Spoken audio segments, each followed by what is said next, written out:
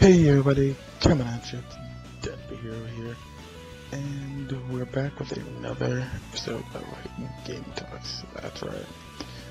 And this one is the X series, my second favorite, and features my favorite Mega Man character of all time, Zero.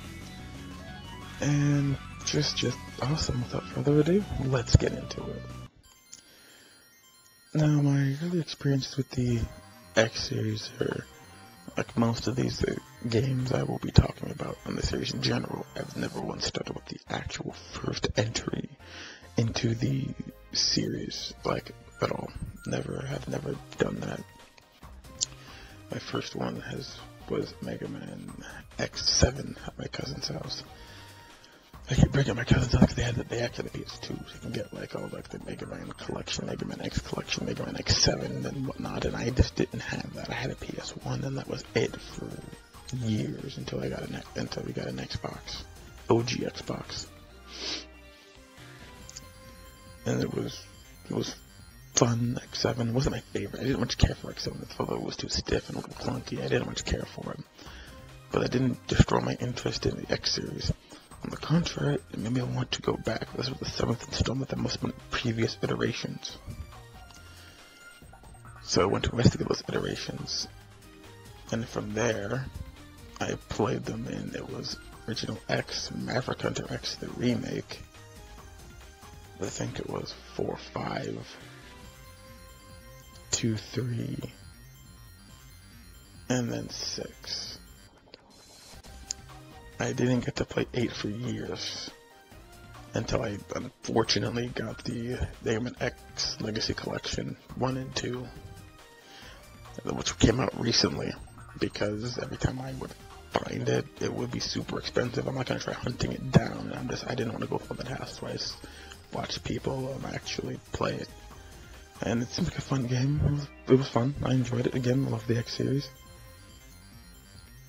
It didn't really do a whole lot to change the actual gameplay of the Mega Man formula, though, because the X series is the basic Mega Man formula, but extrapolated upon the most notable changes. When you start out, your health is smaller, it's lower. You don't have as much in the tank. You get these things like heart tanks to raise them, which there's 8 of them total, 1 of them for each, like a Maverick kind of deal. And they would increase it to a certain amount up until max. And you get things called sub-tanks, which you fill up with the energy, like health things that you find on the ground. When you kill enemies, if your health is full, fill the sub-tank instead, which you don't need to, will fill your health back up to full if you need to. Then we have things like weapon tanks, which are for weapon energy. And the most notable one, in my opinion anyway, are the armor capsules, because it's light. No kind of feeling that I guess X is going to need some extra power on this corner, because it's like I find a feeling this might happen again. So here, with some of these armors that just give upgrades, like air dashing in general, reduced damage, get to charge special weapons, and so on and so forth. There are initially only 4 capsules. And then they can increase that to do different things with different armors, like the Falcon armor, which allows you to fly, which was in X5, I want to say. The Guide Out armor, which allows you to walk on spikes, because he made an armor that protected Mega Man from dying from spikes. I guess he took that spike protection item and just made it into an armor because that's just smart.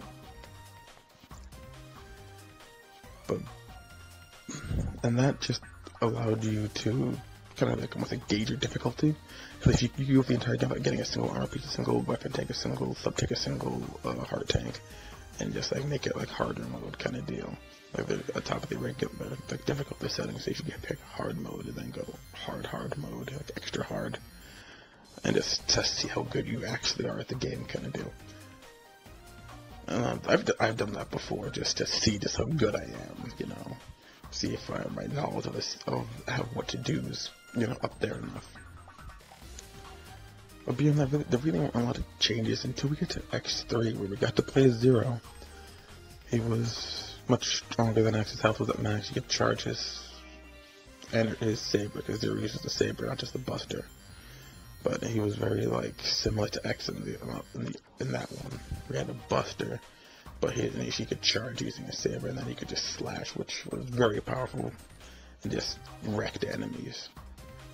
But he couldn't fight Mavericks, he couldn't get capsules, and if you wanted 100%, you just don't bother using Zero until you get to the Sigma stages, where there's this one like dragonfly boss where if you use Zero, he can actually fight that one, and he will technically like win, but they will blow up on top of him, and then he'll give X his saber, which is a super special secret weapon thing, kind of like the X1 where you got the Hadoken instant kill attack, and X2 where you got the Shoryuken instant kill attack. X3 was Zero saber, which allowed you to charge your Buster all the way to like the flashing white light and just decimate anything in your path. That was fun.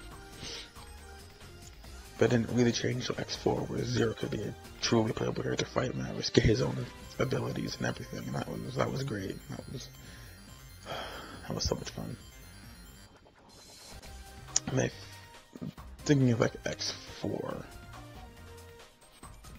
I would say my favorite in the entire X series would probably be X5. Yeah, 4 was fun, but I don't know, I like the way 5 did it a little bit, at least for me. Because I guess like how they wrapped it all they were supposed to. Anyway. X6 didn't really add anything to the formula. Just kind of kept it X and 0, everything I just said, and yeah.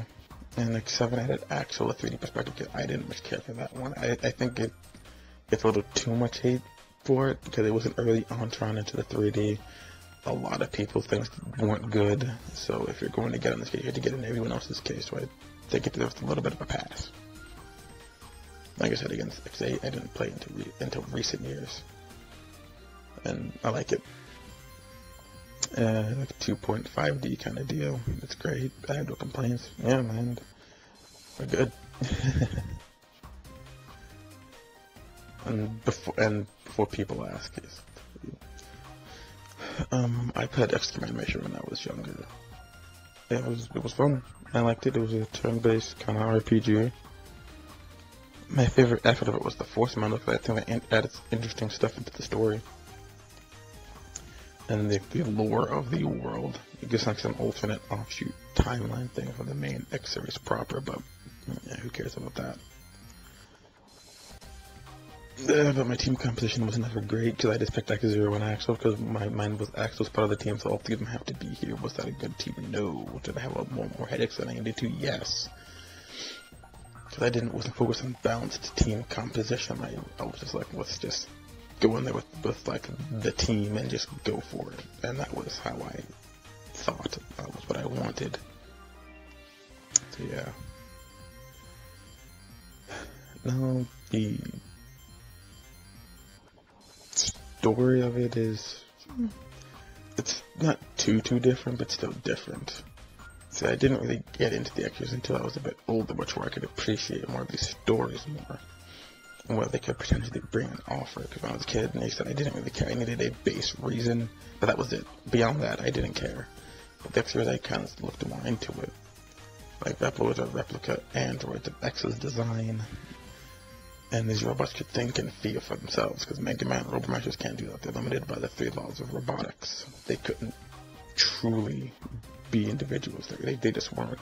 Some may show very high, like VIs, things like Proto Man and Base that like emulate free will, but they don't actually have it. Perfect example would be the Mega Man 7 scene where he, at the end of when he tries to fire a Wily, while his robots can't harm humans.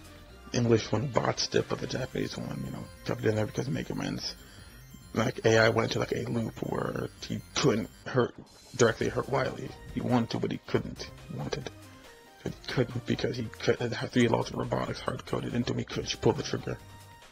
And so he just kind of stood there until Base came and got Wily, and that was it. They left. But X, if he wanted to, could go in there and kill Wily, and there would be no AI stopping him because he can think and feel just like you and I can, a human can. And that causes a lot of problems. mostly because a Reploid gets it into his head, what if I want to do X, like blow up stuff or kill these other Reploids or these other humans, and there's no programming thing, limitations to stop him, her, them from doing that. That's where these nifty group of people called Maverick Hunters come in, a group of Reploids especially designed to go after other Reploids and rogue mechanoloids from messing things up, like going against the laws of society, mostly human society, which is why they're called Mavericks, or Irregulars in Japan, if you want me to go by that. Their job is to effectively like Reploid police officers. They like take them in, or like just straight up murk them depending on what's going on. But it wasn't as people who went against society, like who chose to or whatnot. It was, and again, one of my favorite parts of Maverick Hunter X, the little like OVA thing they got with the game, Day of Sigma, Zero's, and I said, and I quote, program errors, short circuits in the electronic brain, everything that gives those Reploids their advanced processing power, close with their greatest weakness. That means through some kind of program error or a short, someone could go Maverick. Reploid or Mechanic could go Maverick and start making messes up even when they didn't want to. They would have to be called in to take care of it, either subdue them or destroy them. Speaking of the Maverick Hunters and Mavericks, now we talk about Sigma, the main antagonist of the X series, who was, if I remember correctly, a Reploid who was designed not to be able to go Maverick. Everything they knew about going Maverick, they purportedly like fixed in Sigma, so he just couldn't go Maverick. It wasn't until Gamma's unit got wiped out by a particular Red Maverick in some abandoned lab somewhere, seemingly a desert, I'm not seeing. And Sigma was like this, apparently like stalwart, like noble, like very idealist, like commander person that people wanted to be him, looked up to him. He was great. He was like the people's hero kind of deal. That was the vibe I got. Then he met that Red Reploid, well, advanced robot, because X and Zero aren't Reploids, they're advanced robots. He met with Zero in there, and who he was. Zero was the Maverick at the time. Kind of was going wild and crazy in there, and they fought. And Sigma was having an okay time in the beginning, pretty easy. He was like, this guy can't even touch me. Because X and Zero can grow and evolve and get stronger as they fight and go on, he was losing that advantage. He tried to, like, end it because he saw he was losing that advantage. Zero takes off his arm and almost kills Sigma. Obviously, we couldn't have that because we wouldn't have an X series. So some kind of, I guess, a restraining bolt or some kind of whatever going off inside Zero's head, causing him to freak out and stop attacking Sigma. Sigma took his opportunity using his remaining arm to punch him in that jewel, which is like a third eye thing on their forehead. I think it helps them with their sensors or whatever. And from what people say, that's when they Zero virus and Zero jumped from him, went into Sigma, becoming the Sigma/Maverick virus, and then corrupting him and turning him into the Sigma we all know and love today. And from X1 and onwards, he's all like, Reploids are great, humans are lame, Reploids will rule the world and all that. And X obviously is having none of that, and yeah. That is effectively the story right there. The whole of the X series. There may be some more like undertones, but that's ultimately the overarching flavor. Sigma's trying to conquer the world for Reploids. X and Zero have to stop him. Speaking of X and Zero, X and Zero is my favorite character. Probably because we see the most visible change out of him. If he stayed more one note, kind of like X did, I probably wouldn't have cared more. But we see the most visible change, like from X to like 1, 2, and 3. He's more of like the, I guess I want to say the cocky, elite, almost kind of like, flyboyish attitude. Like he's just, awesome kind of deal. You even see it in his victory pose in Megaman X4, where he kind of does the whole thumbs up thing and then ports out. But that kind of changes in X4, where he kills Colonel and Iris. Iris being like the love of his life, his girlfriend kind of deal, and Colonel being her brother and a close friend of his. After that, obviously he changed inside. Like, he he did because he just didn't want to do this anymore, kind of deal. He kind of or kind of got into the mindset of this is just the mission kind of deal. He gets in, gets the job done, and gets out. And I like that. I like character development. I like seeing people change, even if it's in a positive or negative change arcs. I like seeing that. If it's the same note of the entire story without anything really interesting about that one note, I just get bored. Like I kind of feel about X. It was like the same note. He was megaman. He was the hero kind of deal. It's like, I'm going to stop the guy. It's the right thing to do. But that was it. Sure, he questioned like why are Reploids fighting each other and why are humans and Reploids doing all this kind of stuff, but he didn't. But that was about it. The only interesting thing that really happened was in middle in X7 where he decided to just not fight because he actually got hurt as a pathfinder. He doesn't want to fight. He fights because he has to fight. But that's about it. That's really about it. There's really nothing really beyond that to really speak, at least not in my opinion. No. Sure, there was some like subtle allusions to stuff that happened. Maybe like in the Zero series, like at the end of like X, I think 7 it was, where it showed like X pointing his buster at Zero, and then X is like, if I ever go Maverick, just take care of me. And at the end of X4, and Zero's like, cut that out, I'm changing that mission because I just killed my girlfriend and one of my close friends. I'm not thinking about blowing up my best friend, my like bone brother. I ain't doing that right now, dude. Don't make me think about stuff like that. And yeah, that was really about it. I guess if we're talking about that, we're talking about the like, so there's so like wily illusions about the X series up until X6. Where it was like, Sigma mentioned, like, I met a curious old man, like an X2 old man who told me about you. You were destined to follow me if you get 0-1, all the 0 parts in X2, and whatnot. And then in X5 again, we kind of get like the Wily logo everywhere. We get Shadow Devil or Black Devil. We get you turn into the Wily machine. We get X and Zero's capsules. We get Gamma Sigma, which is like the Gamma from Mega Man. I want to say 4. I don't really remember. I could be wrong on that. But again, all the illusions that, you know, Wily is talking to Sigma and informing him somehow. And then in X6 we get the final one where I guess Isaac, I always call him Isaac, what I guess was actually like Wily in disguise, because he was like in his AI, because I guess with light AI digitalized himself, Wily can too and whatnot. And I'm like, alright, that's fine. But after that, it just kind of sort of ended, and I felt always kind of sad about that, because I wanted more of those. I wanted they would eventually meet Wily, and then Wily do something. I would like him to give Zero some kind of upgrade, but I guess that's why it's X and 0. X is that X factor variable. It can increase exponentially and infinitely. As well as 0 is an absolute value. In its totality, he is by himself complete. But whatever. Anyway, overall impressions of the series, you guys, I liked it. It was my second favorite Mega Man series. It was just a lot of fun. And it was just, yeah, I like the more advanced robots. I liked how these robots could actually interact more and actually have emotions, not just the same, like, I'm Hero of Justice, I am Wily doing last, that cricket cookie white. I like the darker undertone, the feeling of the X series, especially in X4, where the Sky Lagoon fell and blew the frick up thanks to Magma Dragon blowing up the engine, and just killed a bunch of people. I'm like, oh, this thing just got serious. And it's on the day of Sigma, where Enable City, they just dropped bombs on everything.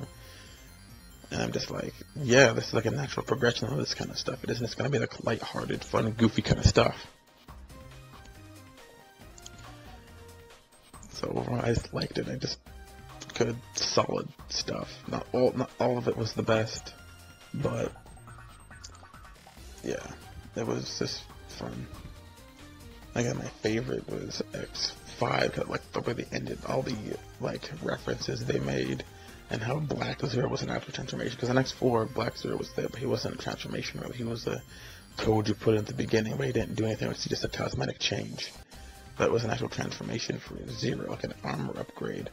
Increase defense and increase offense, and I'm just like, yes, this is what I want. So a lot of people wanted, and it was just awesome. I like the whole Awaken Zero bit, my favorite. We got to see, you know, kind of like a Zero get back to his original, you know, the self kind of deal, and just, you know, was held that power, and we kind of got some of that. But we also saw at the end of that fight, he didn't truly lose himself, because when someone tried to destroy X, he got in front of him, because they're bond brothers. They've been through too much just to have a throne just because of Zero's having a bit of trouble that day. It's just great. Oh, I think that's really all I really have to talk about with this for today. Thank all of you for watching, or listening, and we'll see you guys next time. Laters.